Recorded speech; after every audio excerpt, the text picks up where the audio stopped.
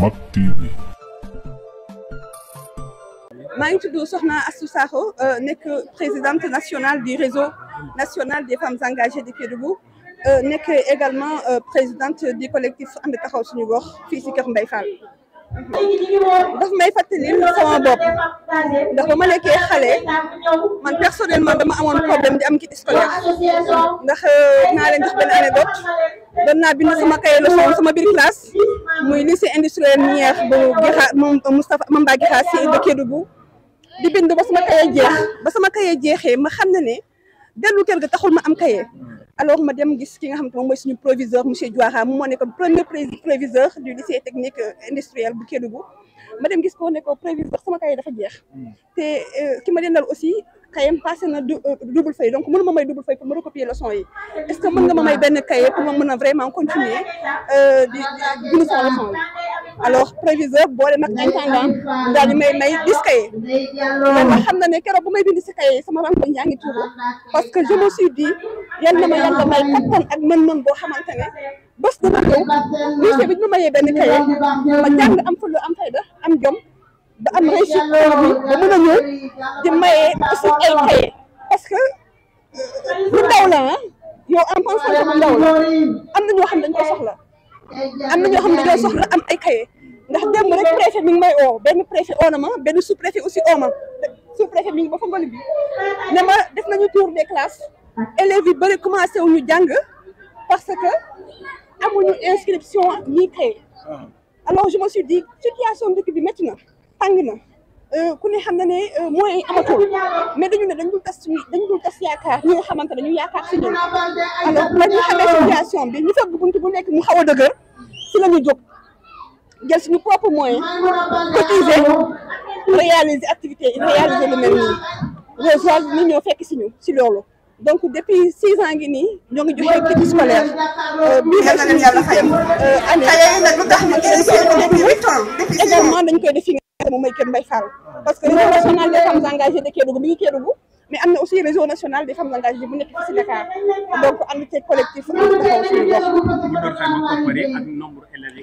waaw téeméeru kit scolaire lañu fas yéene joxe tey jii ànd ceeg li nga xamante ne mooy rosoir bi ñu indi yëpp saag yeeg kit yi mu indi fas yéene ko jox ki nga xamante ne moom mooy population bi montant bi nag dina toll si 2,5 millions. Voilà jërëjëf. Poussé à organiser à initier ces genres d'activités sociales c'est il y a cela 15 ans. J'étais au lycée technique industriel minière de Mamba Gixa Sy en train d'écrire une leçon. Malheureusement, mon cahier a expiré.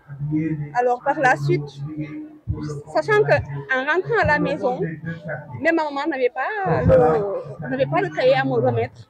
Alors je suis montée voir M. Diouara, qui est le premier proviseur du lycée industriel minière Mamba Gixa Sy à Kédougou.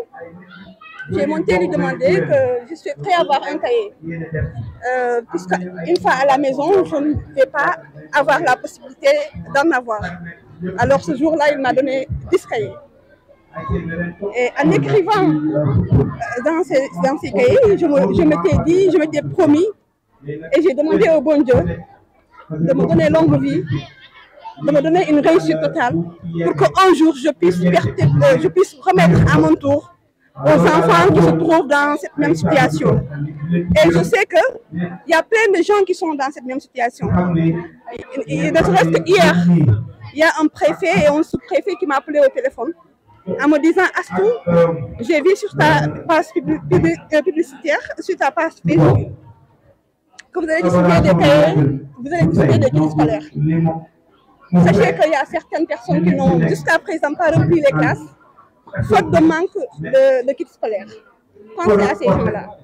On s'était dit que cette année-ci, on n'allait pas remettre de kits scolaires, puisque tout le monde sait que la situation du pays est tendue. Les gens n'ont pas assez de moyens vraiment pour honorer les promesses.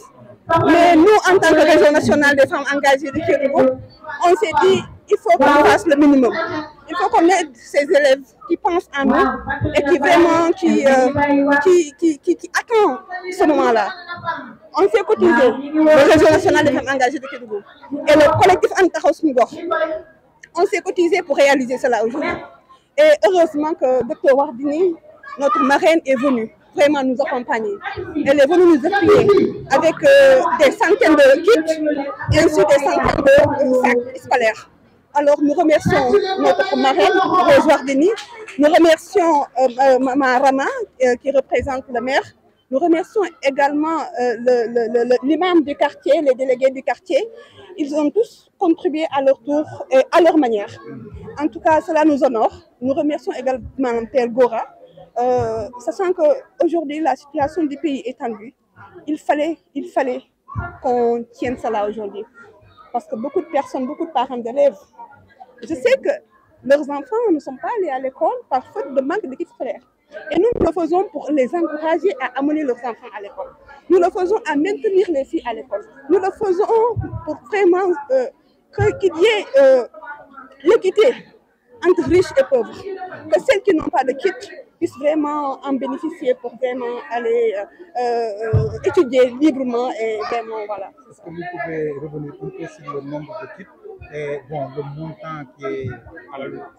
Alors aujourd'hui nous sommes à 500 kits scolaires qui seront alloués aux élèves, Inch'Allah Rabbi, et surtout avec l'appui de Rose Wardini qui est venue aussi renforcer ces kits.